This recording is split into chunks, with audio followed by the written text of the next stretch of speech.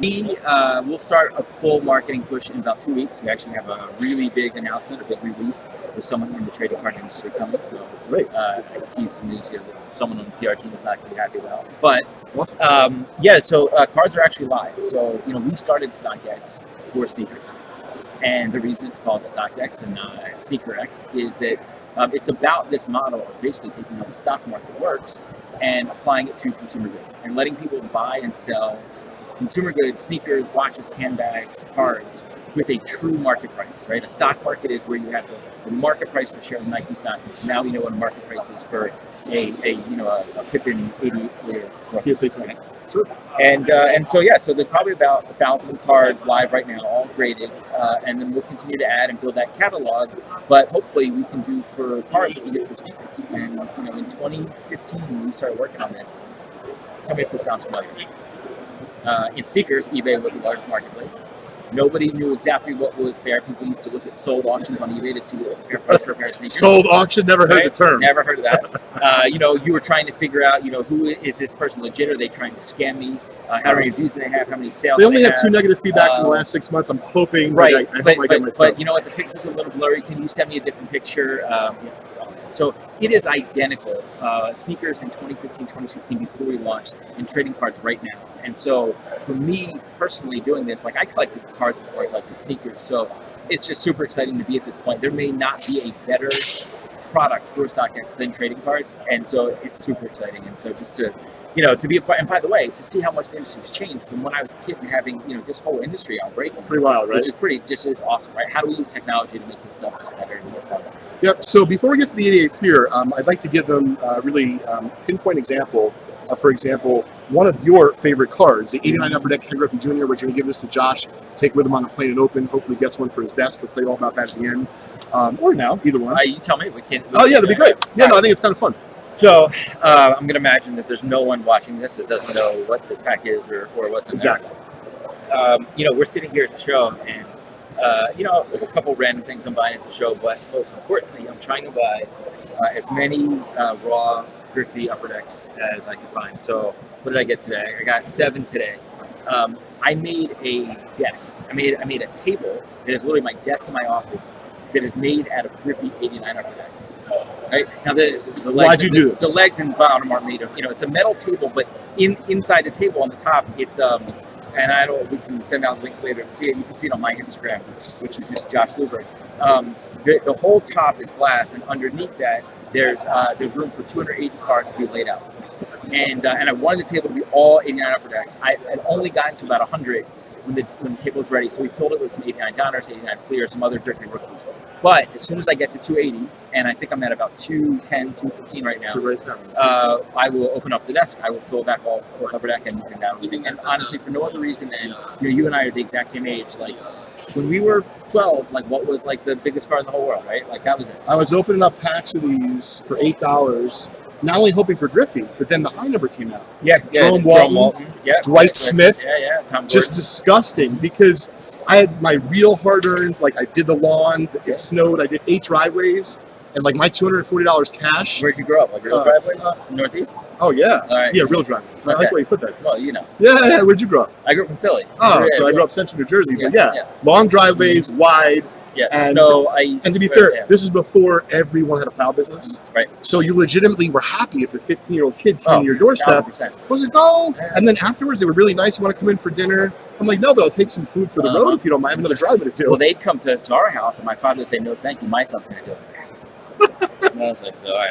Yeah. I remember doing that and telling my dad, I'd be really pissed off. Dad, unless you're paying me, you're at the end of the day. I'm sorry, but, that's just the, By the way, I got a pack of 86 Fleers sitting in front of me. So we have that on the site at vintagebreaks.com as well. And so what's really cool, I know you know the Jordan rookie. We just got to watch this guy way out, please. He'll mistakenly take the wrong pack.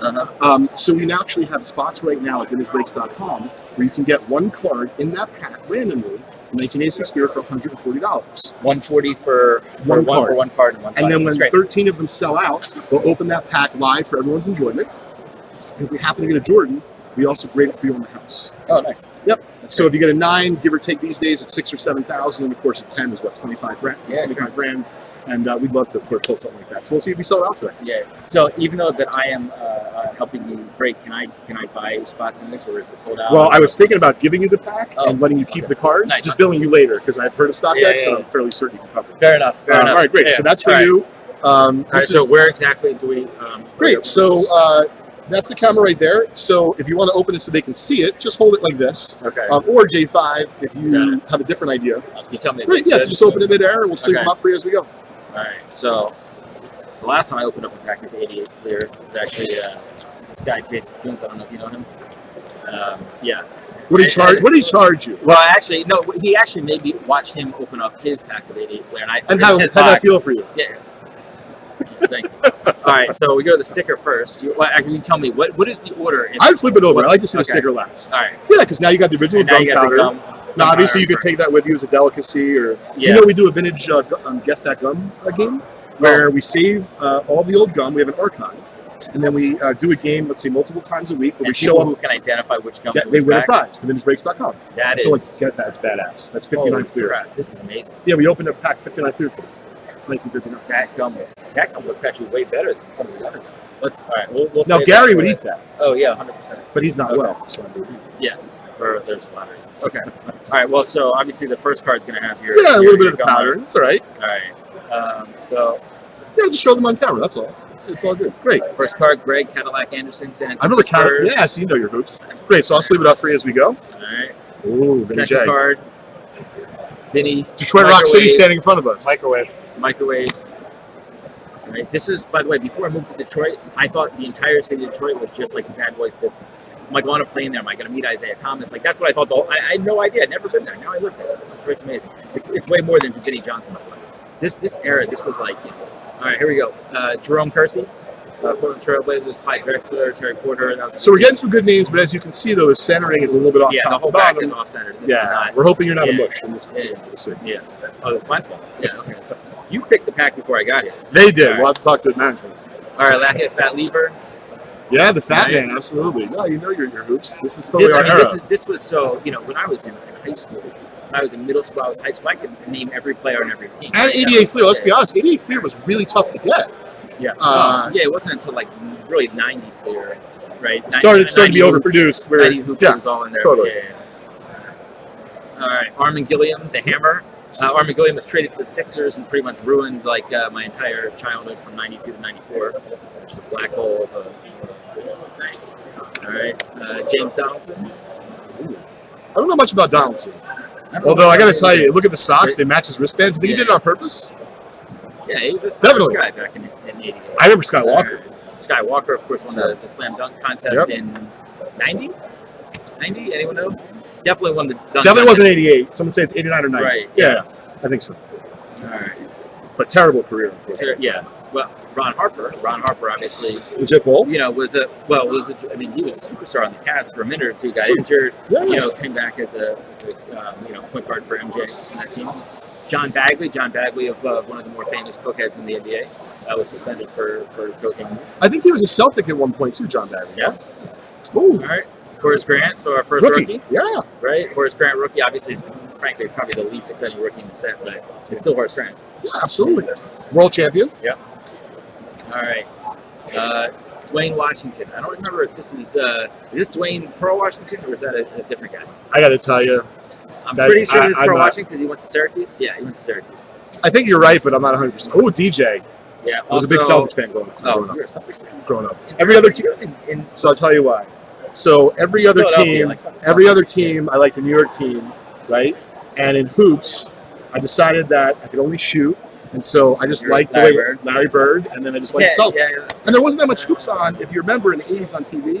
So 85, 86, 87, when I started to watch sports on TV, it was Well, game of the yeah, week. You either like the Lakers Yeah, that's Celtics. or the Celtics, you know, and my dad liked the Knicks, and everything else I finally bucked It's fine against to them. hate the Knicks also, so I'm fine with that. Yeah, there you All go. right, TJ, I mean, you know. His rookie is early 80s, actually late 70s. excuse me. Does have some blacks on the back. Another Detroit, though. Yeah. Some Detroit love. Isaiah sticker. Overall, kind of a weak pack. Yeah, it wasn't great, but free is good. But free is good. Free is phenomenal. Should we open up the 89 upper deck too? Absolutely. Yeah. I Yeah, feel like please we go should right open ahead. up and see if we can. And while you're doing that, and you were gracious enough to not only be on here and, of course, open a pack with us, but Talk about, let's say you have a Griffey Upper Deck 10, or if you want to buy an Upper Deck Griffey 10, how's it going to work on StockX? Yeah, so actually, I'm glad. I was so excited talking about this. Right? I should really just be here pitching StockX, right? I'm not a very good sales. No, you're good for minutes breaks. Yeah, I'm hoping when you leave here, you keep firing off these tweets for us. Thank you very much. No, this is a lot of fun. Yeah, so the core sort of tenet of StockX is we've standardized consumer goods. So you go and look for a Griffey on eBay, you will get 1,000 different listings. Right. And then you decide. Even for a PSA 10, you're still going to have 37 different. That's right. And you go figure out which of those people you want to buy it from. But think about it. If you go to the New York Stock Exchange and you want to buy a share of the Nike stock, sure, there is one ticker symbol for Nike stock, and there is one price. Nike's trading at $70. It changes that $70. price. It changes, but you never buy it for $70 and go home and your friend's like, oh man, I got that for cheaper on eBay. Like, that doesn't happen, right? There's one place, there's one, and that's the idea of you standardize. So there is one page where you buy a Griffey 89 Upper Deck PSA 10, and there's going to be one market price, so you know that it's going to be fair, you know it's going to be the right true market price, and then the last part of that is that we actually authenticate the products. So after the sale happens, sellers send it to us. For cards, it's way easier to see, because for cards, we're just making sure that it's the right card, it's the right slab, the slab's not been tampered with, and then we're sending it on. So we stand at the middle to make sure that transaction goes well. Which is also a lot different than eBay does too, because they don't stand in the middle. Yeah, there's no one in the middle. There's actually no one there at all. Yeah, it's unfortunate. And all right, let's see what we got. Fight with thing. We're not going to pull these up. We'll pull up any good ones. Any good ones, right? Which is the thing about 89 Upper Deck, right? They decided that they were going to be different and make every card go a different direction. Yeah, you know what's funny? I wanted to show you. Remember these team checklists, whereas you just skipped it? I hated this. Where is it? This one? I hated those. Yeah, well, I don't know why. I just hated them. This was like a bad takedown on a Diamond King, right? Like, I guess I like Diamond Kings, and also, you know what it was? It was guaranteed I wasn't going to get a rookie. Because the only chance, for me, I wanted a rookie. Well, no, not guaranteed we get a rookie, just meaning one card taken away, that wasn't a rookie and card. there wasn't a rookie here. Oh, wow. So yeah, there's not a rookie here. I just mushed our pack. Probably our best card is actually probably like, and at least he was on Seinfeld. Danny Carver was on Seinfeld? Yeah, he was a guest on Seinfeld. I was a big Seinfeld fan. Yeah, man, this is a pretty crappy year. It's crappy. I'll tell you, J5, you got one more Upper Deck? It was really bad. This is really bad. Hey, but at least we didn't give that to one of our customers. Yeah, that's right. Which is really nice. It's a really interesting actually way to think about the value of packs that you open. As you pull something, it's phenomenal for that person that you pull it for, but that comes out of the ecosystem of potential cards you could pull in the next pack of that, which is just an interesting way that maybe, I don't know, we could talk offline about how you price packs and how it goes, but just think about it, like once the like Luca 1-of-1 Nebula was pulled out of the prism, like, well, there's a $50,000 card that no one can get, right? So I think on Modern, that's a great point. On Vintage, it's a little bit different. I thought you were going in the direction of how does what we're opening impact the actual prices of the existing stock of an opened. And I can tell you, since we started 2 years ago, price has gone up. Sure. Depending on the month, sometimes hockey stick-like growth, sometimes it grows a little bit flatter. Why is that? Because we're taking from the existing supply, which is not making more. Oh, right. Oh, for sure. I get that. Yeah. No, 1,000%. So, I get that. But it was an interesting point that you brought up about Modern. So, for example, last year's Prism, if the 1-of-1 super duper factors hit, hey, how does that impact the price? And I think it just depends on the rookie class. Yep. If they're 7 deep, if they're 11 deep, then probably not as much. That's right. But if there's only a Trout or a Luca and there's no one else, or everyone got hurt or busted out, probably more. Yeah. It's a good point, because for vintage, it's not like we know how many, 73 Schmitz have been pulled, right? Like, there's just... No, it doesn't work like that. For all Wish it did. Yeah, but for all intents and purposes, there's just a greater chance you're going to pull one in the next pack as the last one. And by the way, it's probably going to be a better edition. It's circulated. Yeah. That's great. Yeah. All right, we're going to give you one more crack at the 89 Upper Deck, seeing as how the other one was just complete mush. All right, we at least got to pull a rookie. Maybe, if we just hope for a Sheffield or Randy Johnson and we pull a Griffey, then... I just realized I want to see if there's any comments on here. So you did say you're from Detroit? I live in Detroit. I grew up in Philly. Okay. I grew up in Philly, and I live in Detroit now. I moved to Detroit. My business partner in this is actually Dan Gilbert, who's on the Cleveland Cavaliers and most of the city of Detroit. Sure. So I moved to Detroit to work with Dan on this business. That's great. Rob, one of our good clients, is saying he's from the Detroit area. Someone else is joking about Sean Bradley and C. Witherspoon from the early Sixers. Oh, yeah, there's a lot of different reasons of why. It wasn't just Army Gilliam that killed my childhood. Yeah. Sean Bradley was a big part of that, too. Could have taken Penny Hardaway but no, it took Bradley. So that's good. Man, this is no rookies. We got stickers, though. We got hologram stickers I can take home with the kids. Let's see, here's... Another one of the dreaded. Thank you. You get that. You get that one. talking to one person. But once again, at least one more Here. mushy pack we're not giving to a client. Here's, So here's you know, the, hey, yeah, that's the for good sure. news. Here's the best card we can talk about. Sid Bream. What's Sid Bream? Most famous thing for Sid Bream? I know he was a Brave at one point. He was a Brave at one point.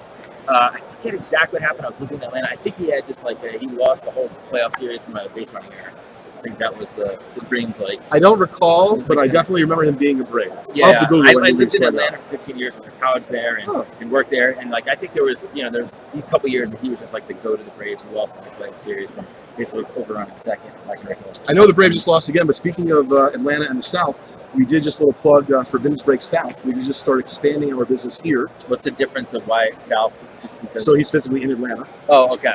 And he's breaking from there for us. We're trying to expand, and it's not that easy. By the way, we're hiring. We're looking for breakers, so please hit us up, Leighton at VintageBreaks.com. You can't necessarily go to school for breaking, No. so we're looking for. We should start a class. Love it. By the way, you can't go to school to be a sneaker authenticator either, but we've you figured it out. We've created that career. So there's now sneaker authenticators and sneakers. Awesome. Yeah. This is awesome. Thank you for having me. This is so much fun. Just I mean, yeah. This is awesome. Congrats, man. This is awesome business. VintageBreaks.com. Thanks. Yeah. It's awesome. Really had a lot of fun. All right, cool. So J5's going to take over.